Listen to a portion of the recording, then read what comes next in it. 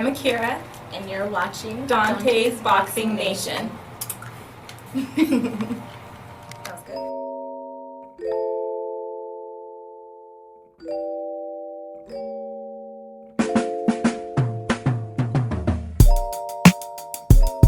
I'm turned up. Let's go.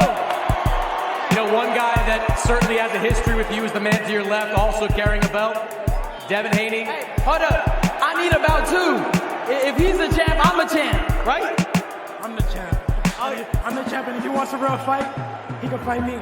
I should be champ, right? You gotta be me to become I should champ. be champ, right? You gotta be me to become champ. I'll get to you. I'll get to you. Let's make it happen. I'll get to you. Make it happen. Let's get that going. Let's go. Okay. I'm turned up. I'm turned up right now. I'm turned up right now. The days, and you know, you were very vocal, and we loved it. You know what I'm saying? Dev went to talking to you and shit like that. And this is a fight that you tell the people, you tell your people, just like you said, this is the fight we're making. Devin is telling the people that his people, this is the fight that he's making, and we don't have no problems. You know what I mean? We don't exactly. let, Yeah, we don't let, I don't we have don't no let problems none at of the all. shit and we don't let nothing get a sidetrack. You know what I'm saying? Exactly. No, this fight is definitely going to be made, because at the end of the day, it's what I say and it's what Devin Haney says, and I think that we're both on the same position. You know how the boxing game works, man. I respect both of you and Devin Haney. You got to talk that shit. You got to back it up, and that's what we're both on right now, man. It's just all love at the end of the day, but we know that we got to excite the fans, and we got to give the fans what they want to see. And at the end of the day, man, when we're in that ring, it's blood, sweat, and tears, man. So it's anything goes once you're inside that ring. So I'm just very, very excited. Once we get the opportunity to go out there and put on a great performance, man, it's going to be a brilliant performance, and I'm really looking forward to it, man. So let's try to lock it in. I just got to make sure that my eyes okay. I got a doctor's appointment next week, so I just want to make sure that I'll be healthy and ready to go by maybe early November, late November, so we can make something happen. Did you guys just hear what Jojo Diaz said? He said at the end of the day, it's what I say and what Devin Haney says that will make this fight happen. In other words, he's saying that the promoters can't tell him what to do if he decides this is the guy he wants to fight. With that being said, let's go ahead and continue this video. Now, you guys are going to hear commentary I did a couple hours ago when I had just woke up in the morning out here in Thailand. Check it out. Dontaesboxingnation, what's going on, guys? Man, it's finally getting to the point to where it ain't only new media that's exposing the ridiculous corruption and all of the ducking that's going on in the sport of boxing. Even DAZN and Eddie Hearn are frustrated with fighters like Jojo Diaz and Ryan Garcia. This is what Eddie Hearn just posted. He said, "Have you ever known anything more partial? It's just ridiculous. What's the point in having a final eliminator? Two guys duck Devin Haney and you make them fight each other. It's a duck off." So you guys see right there, Eddie Hearn is pointing out the corruption that exists when it comes to the WBC, because that's the organization he's talking about when he says, you make these guys fight against each other. But the truth is, he didn't make them fight against each other. He just came to their aid when he realized that they did not want to fight Devin Haney. So he said, okay, well, if you guys don't want to fight him, then I'll just go ahead and put this order in, to help you guys save face. To no avail. Because no matter how hard the WBC tries to protect his Mexican fighters, you're not going to help them save face in this situation. It's impossible. This is the first time in the history of boxing that number one contenders needed to be protected from the champion that they were ranked to fight against or mandated to fight. Once again, I have to give credit to Eddie Hearn because he has a huge platform. I mean, when he says something, the message reverberates and it resonates probably even more than it does when you guys hear new media say it.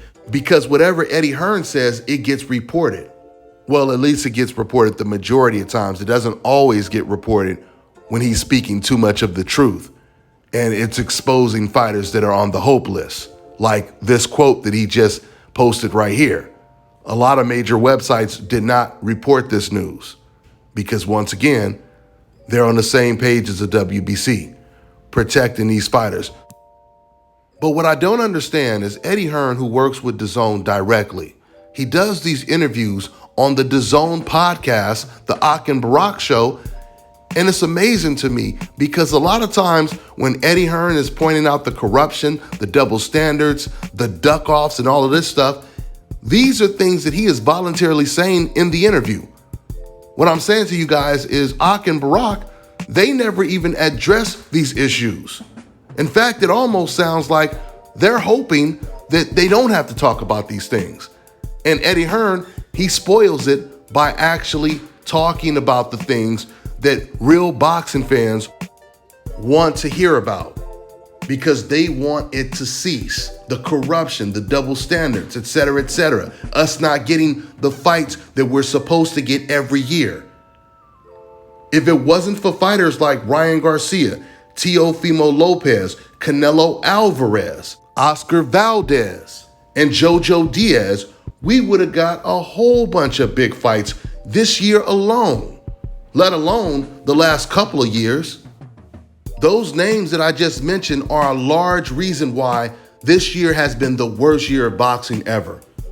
We could have had Teofimo versus Devin Haney, two guys in the quote-unquote Fab Four, right?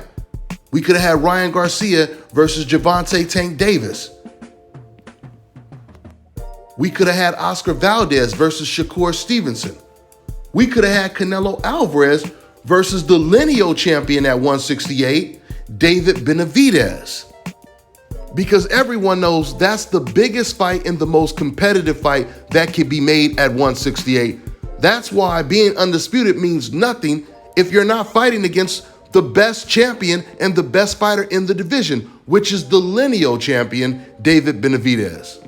I'm telling you guys right now, if old media wasn't so racist, these problems in boxing would no longer exist.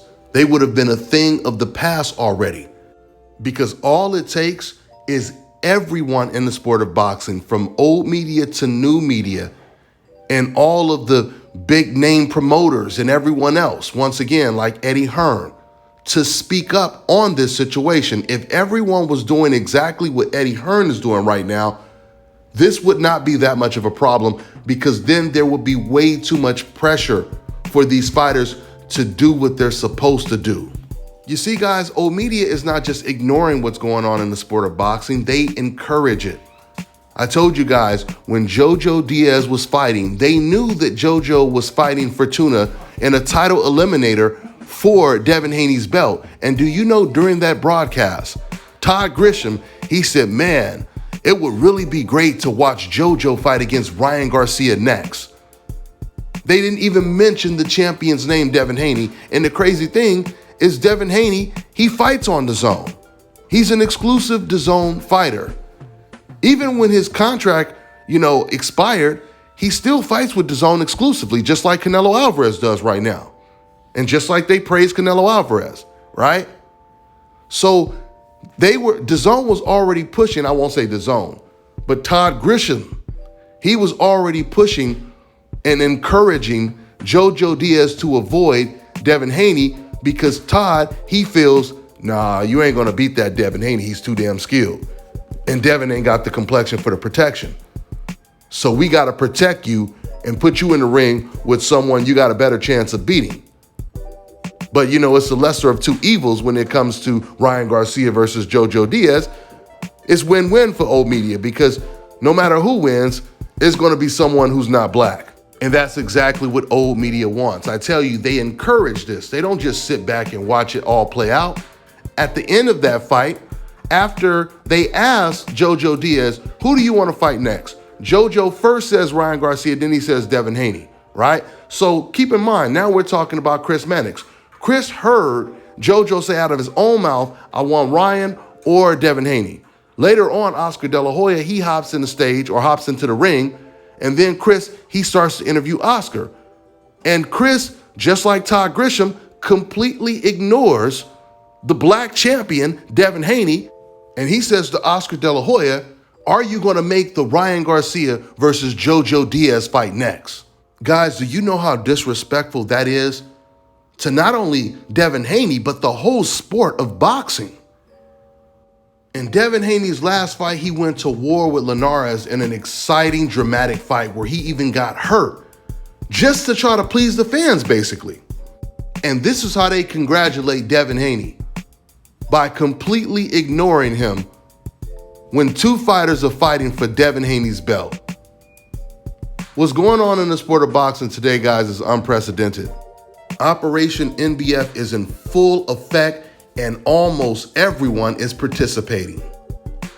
I've been telling you guys this for the longest and I'm going to keep telling you guys.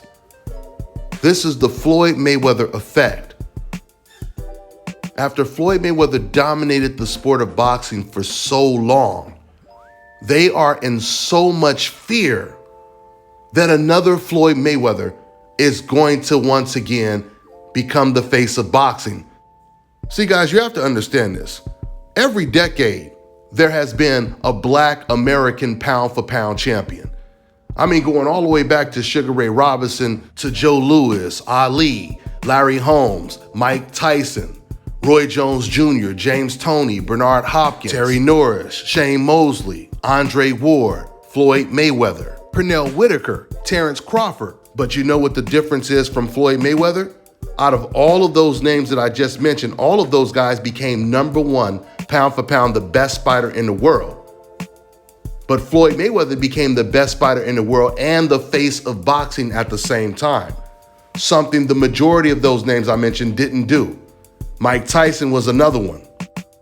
You see, when Floyd Mayweather was coming up, nobody expected him to become the face of boxing. They just expected him, okay, yeah, he's going to dominate the sport, but he ain't got the complexion for the protection to be the face of boxing, so we don't have to worry about that. In fact, Larry Merchant used to say it all the time. Larry Merchant, used to praise how skilled Floyd Mayweather is, but he would always say, but look at the seats. Look, you got empty seats here. He'll never become a star. Larry Merchant used to actually say that. And if I wasn't being lazy right now, and I would find a clip for you guys and play it right now. But he would always say that. And other members of the media would say the same thing. So when Floyd Mayweather defied the odds and became the face of boxing and pound for pound the best fighter in the world, this is when old media realized that it's possible. And because of that, now they're trying to do everything in their might to prevent another Black fighter becoming pound for pound the best fighter in the world and the face of boxing. Now, they've been kind of effective with, once again, completely ignoring the Black fighters like they're doing with Devin Haney, completely ignoring fighters like Shakur Stevenson, because Max Kellerman, who's one of the grand wizards of the decafs, he even admitted that he feels Shakur Stevenson is the most complete fighter and he will most likely become pound for pound the #1 boxer in the world. But yet, whenever Oscar Valdez is fighting, you never hear Max Kellerman say, why aren't we getting this fight? This is the biggest fight that can be made for Shakur Stevenson and Oscar Valdez. You never hear him interviewing Oscar Valdez and pushing Oscar Valdez for that fight. Why won't you fight Shakur Stevenson? Et cetera, et cetera. He admits that Shakur Stevenson is far more talented than Oscar Valdez, and then he doesn't want them to fight against each other. Which obviously means, no, you're going to beat him. And this is how they feel about all of these matches. This is how old media feels about all of these matches. Because they've watched too many Black fighters beat their favorite fighters in the past. And guys, everything that I'm telling you, these racist commentators, they have admitted it. They have openly said pretty much everything that I'm telling you guys. Case in point, I'm going to play this clip of what the Grand Wizard, the greatest Grand Wizard of all time, decaf, Jim Lampley, actually said about Floyd Mayweather's win over Oscar De La Hoya. He's saying this days after Floyd just beat De La Hoya, with Floyd Mayweather sitting in the studio with him, alongside Larry Merchant as well. And Larry said some stuff too, but I'm just going to play this clip of what Jim Lampley said to confirm everything that I'm telling you about what they think about Black fighters being dominant, and they just wish the dominant fighters came in a different color. Listen to this clip. Pernell Whitaker and Roy Jones did all the same things, and like Mayweather, they rose to the top rung on the pound-for-pound ladder for significant periods in their careers. But fans want something else. Now you guys heard what Jim Lampley just said right there. He says, sure, all these black fighters rose to the top of the sport and became pound for pound the best fighter in the world, but the boxing world wants something else. Yes, they want something that comes in a different color. Now, and of course, Jim Lampley, he was trying to pull the blood and guts card, saying that fans really want to see action. They want to see vicious knockouts, et cetera, et cetera. The irony is Floyd Mayweather was getting all the knockouts when he was at smaller weight classes. Now, this clip is from an old video on my old New Media channel, where you'll see this whole interview, and I'll play it again in another video in the future, but I just want to play this clip for now. But in this clip, Jim Lampley and Larry Merchant, they're trying to swing things into Oscar De La Hoya's favor and make it sound as if he won the fight. Because at the end of this segment, Jim Lampley actually said, let's look at it as they both won, because they both set out what they wanted to do in the fight. Meaning, Oscar De La Hoya, he fought this fan-pleasing fight that fans really wanted to watch. And Floyd Mayweather, he won the fight. But if you guys go back and watch that fight, you will hear Larry Merchant admit during the fight, Floyd Mayweather is fighting the bigger Oscar De La Hoya toe-to-toe. What makes this whole situation so ironic, the comparison to Oscar De La Hoya being this fan-pleasing fighter, et cetera, is it was Floyd Mayweather that was getting all of the knockouts against better competition than Oscar De La Hoya when Floyd was fighting at his natural weight class. When he was at 130, 135, he was knocking out everyone. It wasn't until he moved all the way up 5 weight classes and he was fighting guys like De La Hoya, Maidana, and Canelo that outweighed Floyd by 20 pounds. That's when he didn't get knockouts, and that's when you seldomly see any fighter get knockouts with that type of disadvantage if they're fighting against top-level opposition. So we know when Jim Lampley and everyone else from old media, when they say, oh, we just want action, we want blood and guts, we know that's not true. They say they want knockouts. Deontay Wilder has the highest knockout ratio in history, and yet they rooted for the pure boxer Tyson Fury in both fights. So that fight alone contradicts everything that Jim Lampley said. Guys, who is the biggest knockout artist in the sport of boxing today? It's Gervonta Tank Davis. And none of these old media members or these race fans are praising Gervonta Tank Davis. None of them are supporting him, rooting for him, congratulating him. Once again, whenever Gervonta Tank Davis or any black fighter gets an impressive knockout win, read the comments on the internet. You will never see non-black fans congratulating or praising him. And when I say you won't see, I mean, of course you'll see 1 or 2 every once in a blue moon, but you won't see the type of reception that you'll see when Triple G is knocking out tomato cans, like Steve Rose or Willie Monroe, or Canelo when he's knocking out Amir Khan, a welterweight, or knocking out a Rocky Fielding. You don't get the same reception, and that's the point. It goes back to what Jim Lampley said. The fans want something else. We know what time it is, Jim. Thanks for being honest. Guys, statistically, do you know almost all of the greatest fighters of all time have suffered their first loss to a black fighter? And most of the time it was a black American fighter. I'm talking about from the greatest black fighters to the greatest Mexicans and everyone else. The majority of the greatest fighters of all time not only suffered one of their most significant losses to a black fighter, but their very first fight they suffered, their very first loss, I should say, they suffered it to a black fighter. And old media and the rest of these race fans are sick of it. Now it's gotten to the point to where they say if you can't beat them, you just completely avoid them. And that's exactly how it's playing out. NBF. I didn't create that term, NBF, guys. Bob Arum created that term. I'm going to play this clip for you guys and wrap this one up. I'm on to the next one, y'all. That's a theory there by the greatest matchmaker, probably, in my opinion, ever. Uh-huh. And I'm not going to mention his name either, but you know what I'm talking about. Uh-huh. And used to have a thing up on his board, NBF, no black fighters. Uh-huh. And when I was taught to bring up a fighter, you know, and again, it's just, he used to say to me, you can go anywhere in the country, and I'm going to leave it at this. I don't want to go into a long discussion because people are people in God's eyes, and we're all the same. he used to say to me, you can go anywhere into a city in America or anywhere in the world and ask a white guy, and he didn't say any other, he didn't say anything about Hispanic, anything.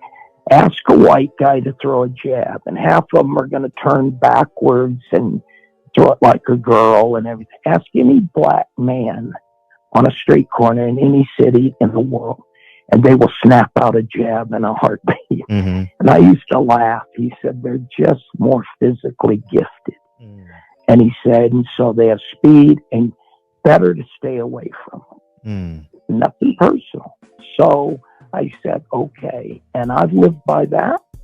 And, you know, I don't want to sound like some weird guy, but, you know, you're trying to be safe with your guys. And so, yeah, there is a thing about that, you know, but not in a bad way, in a very respectful way, you know, to be careful. So that's all.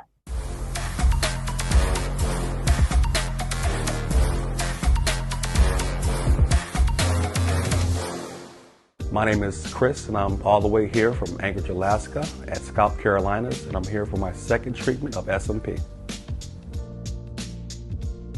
Well, I was sitting at home one day and going over my Facebook page, and they have different, you know, like advertisements popping up, and I saw one for SMP, and I saw some pictures of some guys, you know, before and after, and I was looking at that, and you know, it caught my attention, so I Googled it. SMP, nothing showed up in my area. So, you know, I did a little more research, and all of a sudden, ScalpCarolinas popped up in the web browser. So I started watching his videos and seeing all the reaction from all the other people. We talked on the phone, we made appointments and everything. I sent him pictures, and he looked at them, and I was like, can you fix this? And, you know, he pretty much said, no problem. My first session, he made me feel extremely comfortable. It was almost like I was talking to family. He started, and during the whole treatment, we talked, and, you know, about our families and our life, and, you know, and things that he does and things that I do. And before I know it, the first session was over. When you see someone doing something that they love, as much as I see Enoch Glover love what he does, it shows in his work.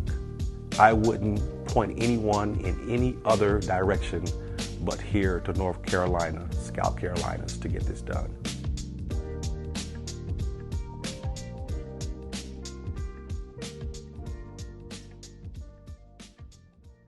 All right, now check this out, guys. If you're looking to repair eczema scars, burns and bruises, dark spots and blemishes, then this right here is the perfect product for you guys. It's called LODKey Face and Body Oil. Athletes and top-ranking boxers, they're also using it after training to reduce swelling, inflammation, and to ease the pain. So get yours today. Go to LODKey.com, like them on Facebook, and follow them on Instagram.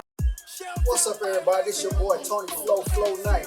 Hey, make sure y'all go download the new album at www.shelltown5records.com. That's www.shelltown5records.com. Flames is all we got.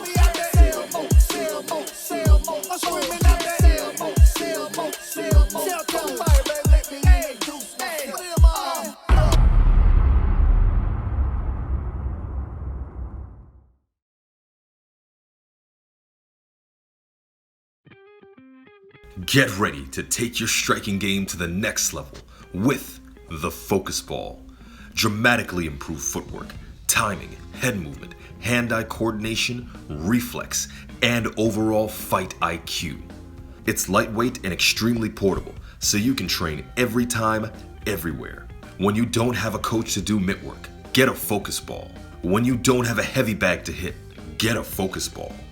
When you don't have a sparring partner, get yourself a Focus Ball. And when you just want to have fun punching and kicking, get a Focus Ball. When you train with the Focus Ball, you train your eyes and your brain to read punches so that you can hit and not get hit, making this very simple device a must-have for all combat sports athletes and enthusiasts alike. So if you want to take your striking game to the next level, Don't wait. Get the Focus Ball now.